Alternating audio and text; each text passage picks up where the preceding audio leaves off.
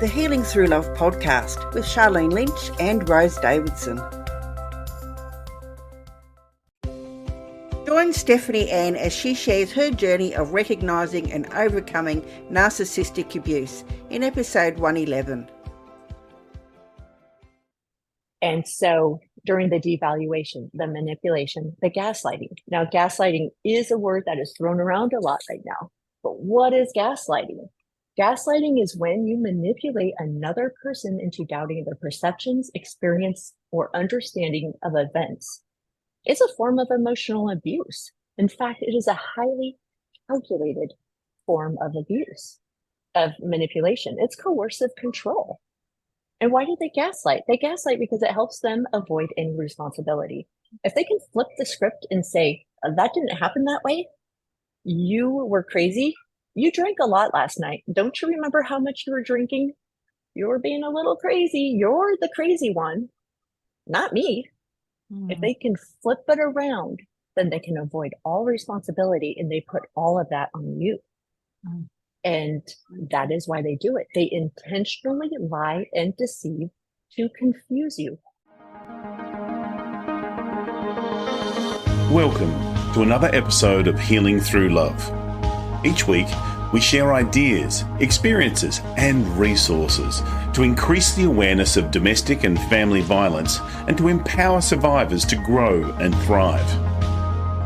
We talk with experts who share their advice, or with people who have experienced abuse, no matter where they are on their journey. This is all about healing through love. And now, here are your hosts, Sharlene Lynch and Rose Davidson.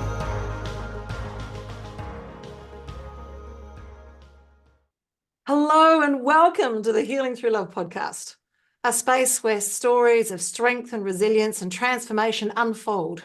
I'm your host, Sharlene Lynch, and I'm honoured to be your guide on this journey of empowerment and healing. Today, we have a very special episode tailored just for you, whether you're driving the car or sipping a cup of tea or simply taking a moment for yourself. I want you to know that you're in a safe place.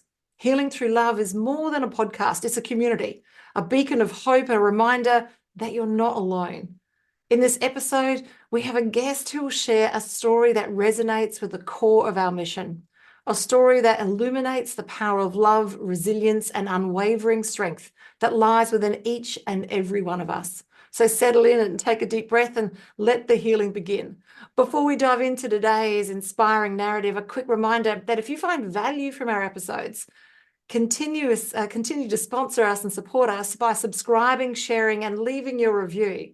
Your engagement helps us reach the hearts and the minds of many more with our message of healing. Today's guest is a very special guest. We have Stephany Ann.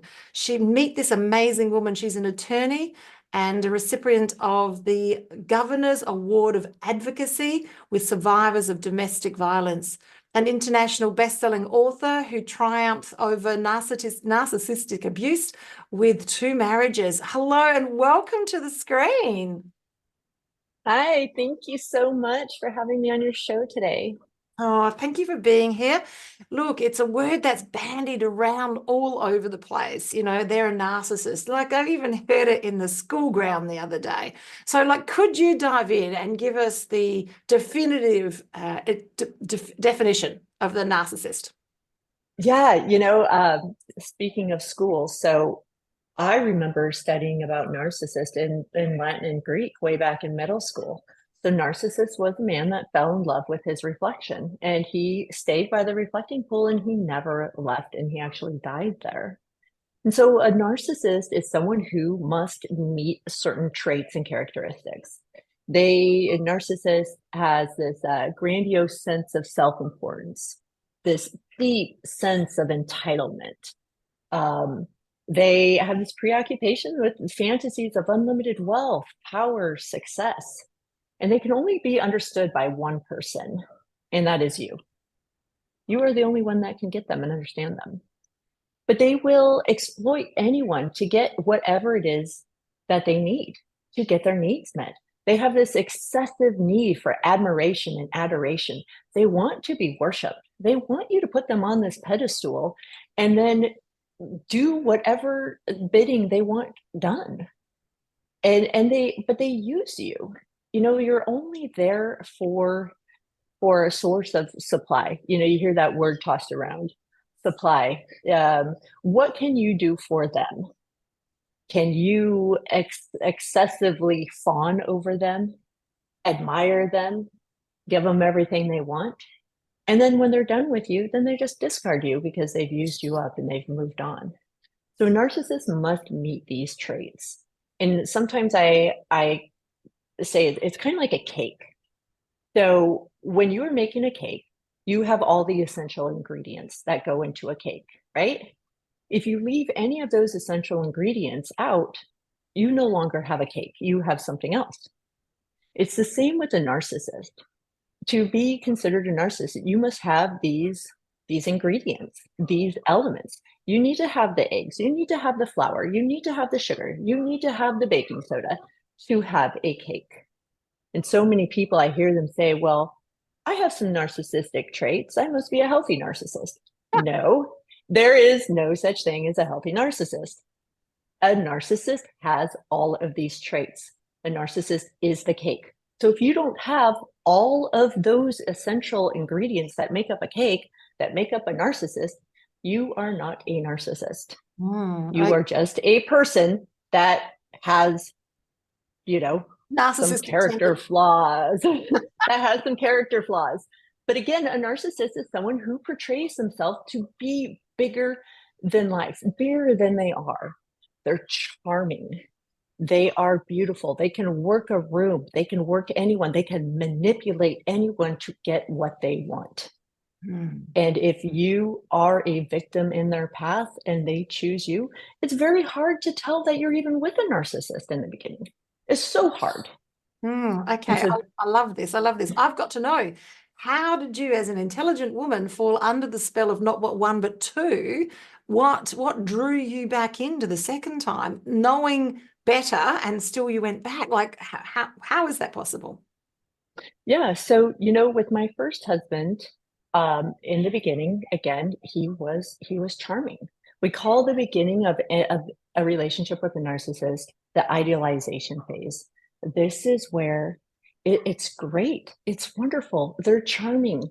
My whole family adored both of my husbands in the beginning. Both my husbands passed the brother-in-law test. Yeah. Okay, so my brother-in-law is a former Marine. He's a police sergeant. Narcissists can trick anyone. And so, yes, I'm a highly intelligent woman. I've accomplished all these things. My background was domestic violence. But 20, 30 years ago in domestic violence, we were talking about physical violence. But what happens if your relationship doesn't fit the mold of the traditional domestic violence cycle? But the relationship is not right. It's off, but you don't know what it is. And again, even 5 years ago, we were not talking about narcissistic abuse like we are today. And so my first marriage, I was with him for 14 years. I didn't know he was a narcissist. So he was a cheater. And so how many of us, we put cheating over here on one side and abuse over here on the other side? Well, they're just cheaters. They just cheat. No, that's psychological and emotional abuse. That's betrayal. That is one of the biggest emotional abuses that you can do against another person. And so I didn't fully understand narcissism and narcissistic abuse. So I didn't have a label for what I went through. And so then you say, well, how do you call it in again? Well, I mean, there's so many things, but a narcissist can trick anyone. You're empathetic, you're caring, you're kind, you have social status, you're secure and confident. These are all things that they value and want, because then they can use you and you can make them look good. I hear you. I've fallen under the spell of a narcissist, but not in a relationship space, in a work environment. And I found myself doing things that they just weren't on my values base. And it wasn't until I developed more of my own connection with my own values and my own level of self-worth and self-esteem that I was able to say stop. So, like, what can we do to help make the so-called victims to be more resilient so that they can, first of all, have that level of awareness to see this coming, and also just not even be remotely attractive to people like that? Well, I think you said it when you said you found more worthiness within yourself, more self-love within yourself. You were able to set boundaries. And, a boundary is something that it doesn't matter. A boundary protects you, and so when we can set boundaries and say, if you do this, if you act this way, if you behave this way, then this is what I'm going to do. And so, with both of my marriages, I thought I had boundaries, but really with my first husband, I was the boundaries police. And how many of us do this? I was confronting the women he was chatting with. Don't you know he's married? Stay away. Because he also didn't have boundaries and I didn't have boundaries. So I tried to be his boundaries. Well, we can't do that. That's not a boundary. And then with my second husband, I thought I had boundaries, but instead I had a toddler fence, or like a dog fence. Those ones that they're portable and you can turn them into all kinds of shapes. That was my boundary. And so then he would come and push up against my boundary. And instead of me saying, okay, you have come up against my boundary, now this is what I'm going to do, I would forgive, justify, find other reasons, and I would pick up my little toddler fence and move it somewhere else. So you have to have boundaries. Like you said, you have to have that awareness, that self-love, that worthiness. So I'm wondering, is there a timeline? So I notice with lots of my friends and also women that we've come in contact with through the Healing Through Love process, they have, there's been a timeline that everything's been okay and then it's not been okay. So is there a timeline that we should sort of be dating them or checking them out before we sort of take that next step? And what I did notice is that many of them have got married very quickly. Like, is there a timeline that we need to be aware of? Yes. Okay. So if we look at the cycle of narcissistic abuse, there's kind of three main stages. The first stage is the idolization phase, which I started talking about. This is when you're dating. This is when you're figuring someone out. Then you have the devaluation, and then you have the discard. So in the idealization phase, when you're first meeting something, the narcissist can charm. They can turn on that charm and they can become the person you want them to become. They mirror you. And so this is why it is so challenging. On top of that beautiful smile and that charm, they're mirroring you. They're mirroring your values. They're mirroring your hobbies. They are mirroring the things that you say about a partner you're looking for. So for instance, my second husband, I manifested him. I made the list. I thought I was ready. There had been about 2 years since my separation from my first husband. And I was like, okay, I must be ready. I'm ready to date. So I made the list. Tall, dark, handsome, divorced dad with just boys, businessman, I was very specific. And so I throw that out to the universe. A week later, I meet a man who checks everything off on that list. And so when he starts throwing words around like, you are my soulmate, I've been praying for a woman like you, where were you 20 years ago? Does that not feel like it resonates with everything that you feels like love bombing. And so, you just don't, it's like, great, it's wonderful. I had just spent 14 years with a husband who was cheating on me. Now here's someone who's like, they're praying for someone like me. We could be soulmates. I mean, gosh, we have every single thing in common. My bucket list, I wanted to sell everything and buy a sailboat and go sail around the world. Oh my God, so does he. Who wants to do that? And so you truly believe because they become whomever they need to become to secure a relationship with you.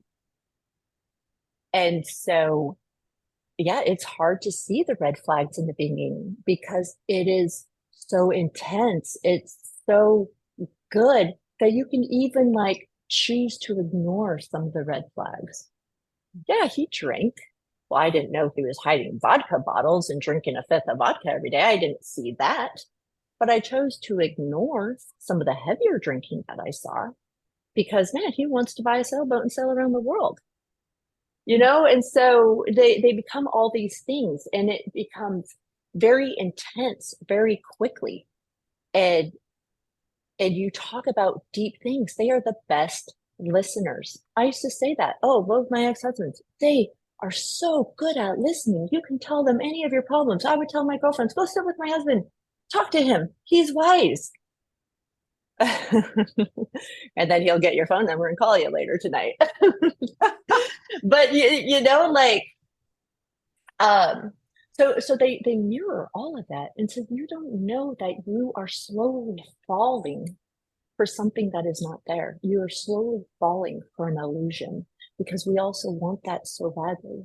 We want a good, healthy relationship. We want this perfect person that is everything that we think they are. But truly, in the beginning, you end up falling in love with yourself. And so once they have you hooked, once you've shared all your deepest secrets, all your insecurities, all your vulnerabilities, they know everything about you because they are good listeners. And once they, you know, it's like the fairy tale in the beginning. Once they're moving in with you now, you're engaged. And like you said, your friends, it happens quickly. So I always tell people, I'm like, you know, one of the biggest red flags, if it is too good to be true, it probably is too good to be true. Slow it down.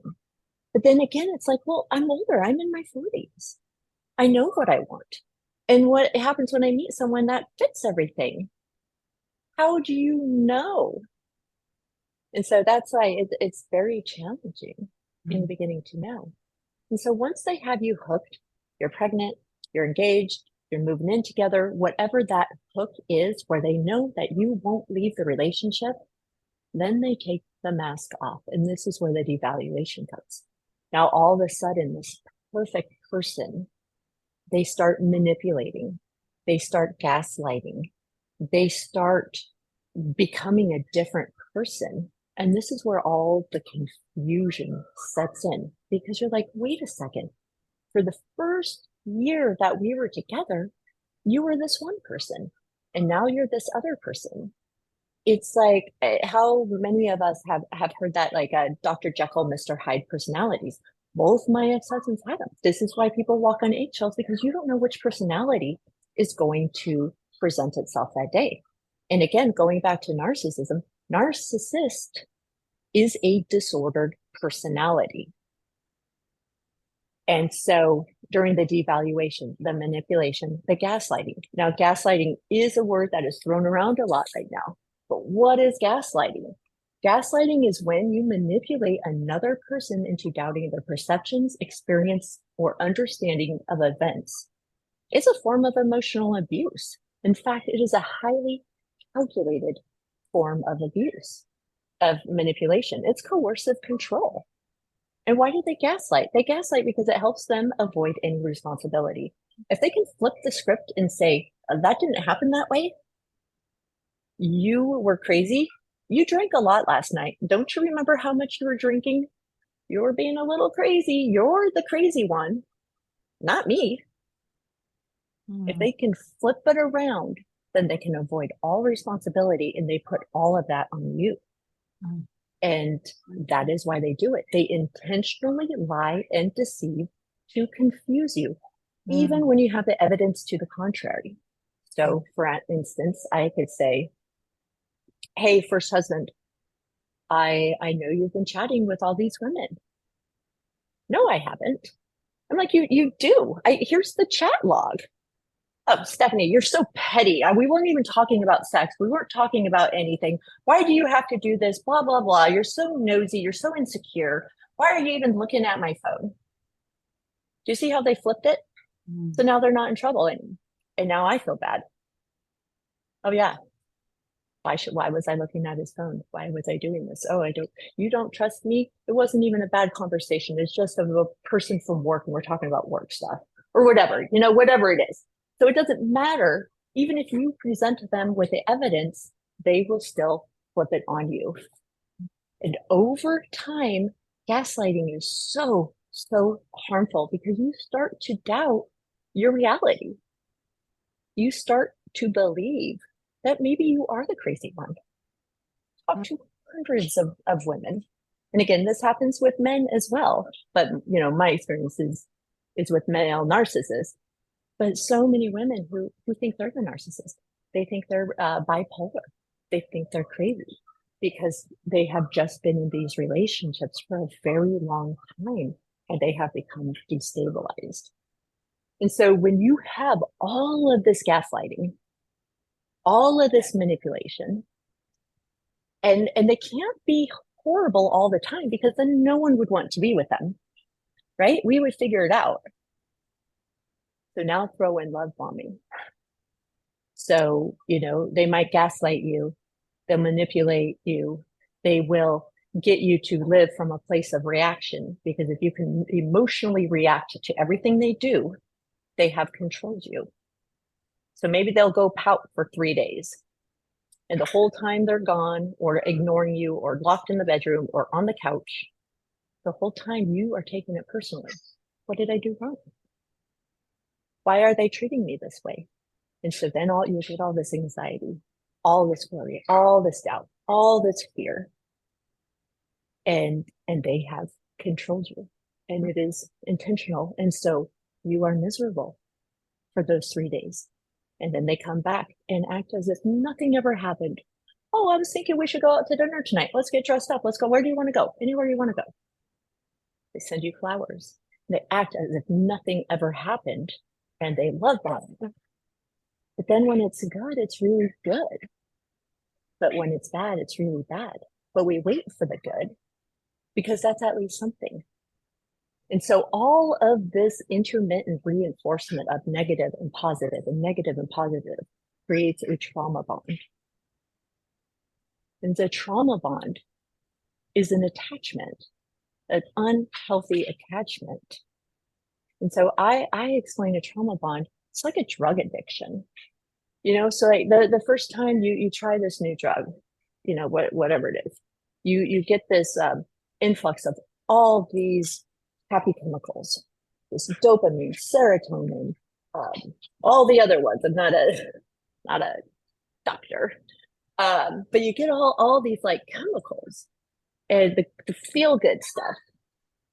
And so then you use again, but the next time you use, you don't reach that first high.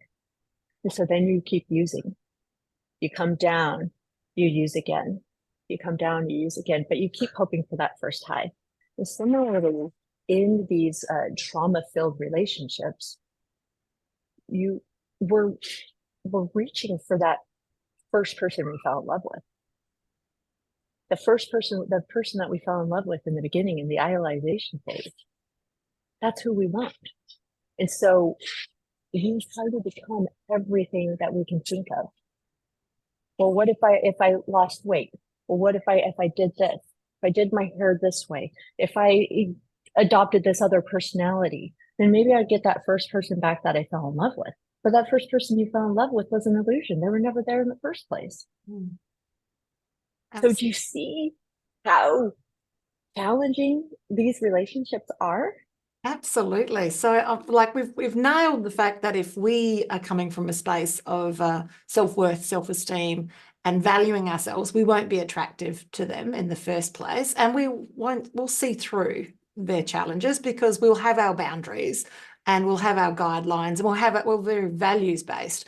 But what if you're already in a relationship? And for those people that are listening today and you're in a relationship and this conversation has pricked your ears and you're seeing some level of awareness here, what do you feel that needs to happen as a next step? Can you call them out?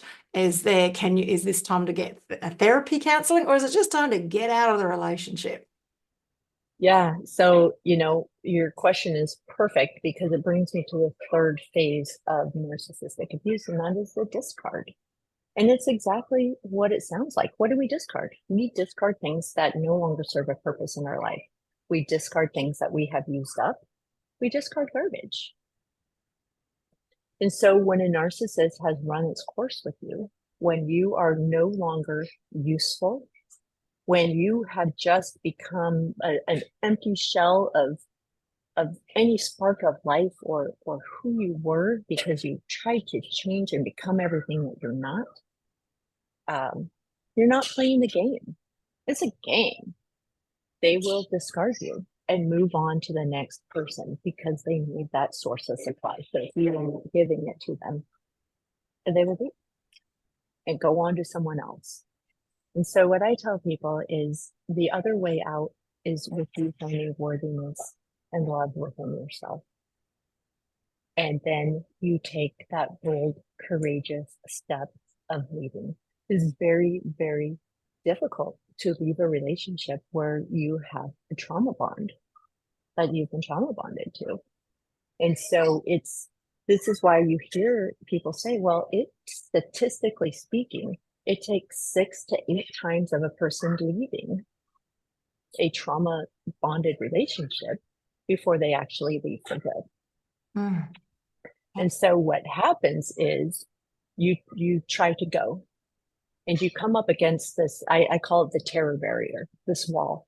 All of a sudden, all the words of the abuser are coming to you. No one will believe you. Where are you going to go? You're not going to find anyone better than me. Whatever it is. And so all of a sudden you have all this worry and doubt on your conscious mind.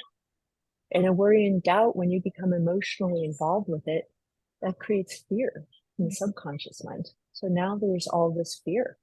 Can I make it? I have no money. Where am I going to go? Who's going to believe me?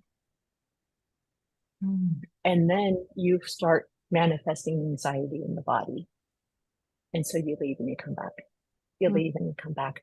But the more you become emotionally involved with the idea that there is good, you will survive. You are empowered. You can get through this. There are people who will support you and help you through all this.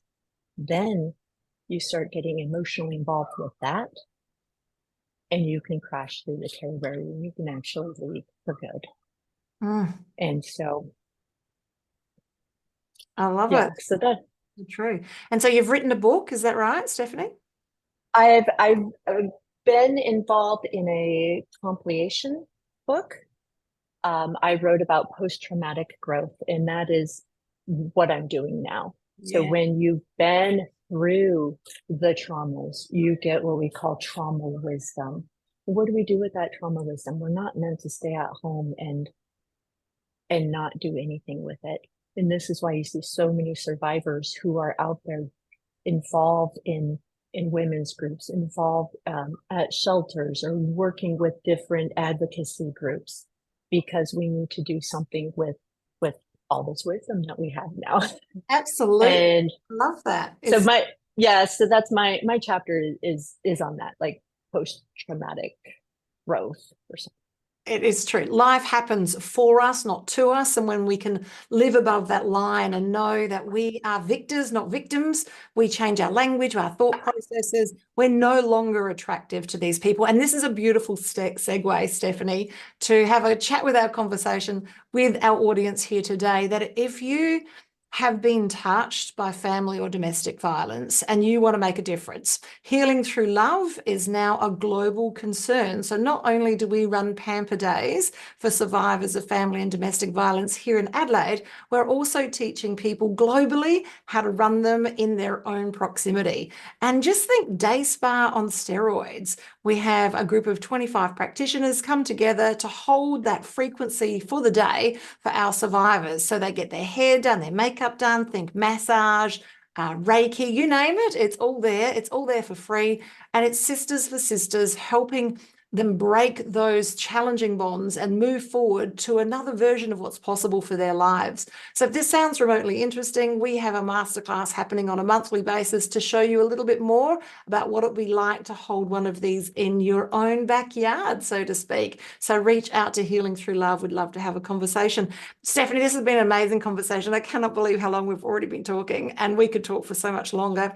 But I do want to know, as we're closing, what would be your closing words to our audience today? Yeah, so many of us, we stay for so long because we think we can change them.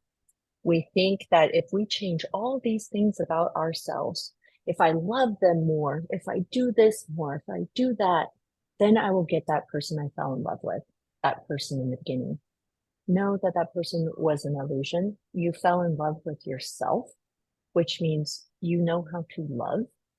So turn all of that excessive adoration and admiration that you would give that person, turn it inward to you and focus on you. And the most loving thing that you can do for yourself and for the narcissist is to let them go.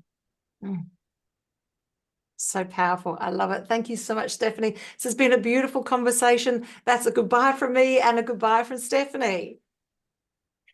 Bye. Thank you. Thank you for joining us for this episode of Healing Through Love. You can get further resources, see the show notes, or simply reach out to us via our website at htlaustralia.org. Thanks so much for joining us, and we look forward to your company next time on the Healing Through Love podcast.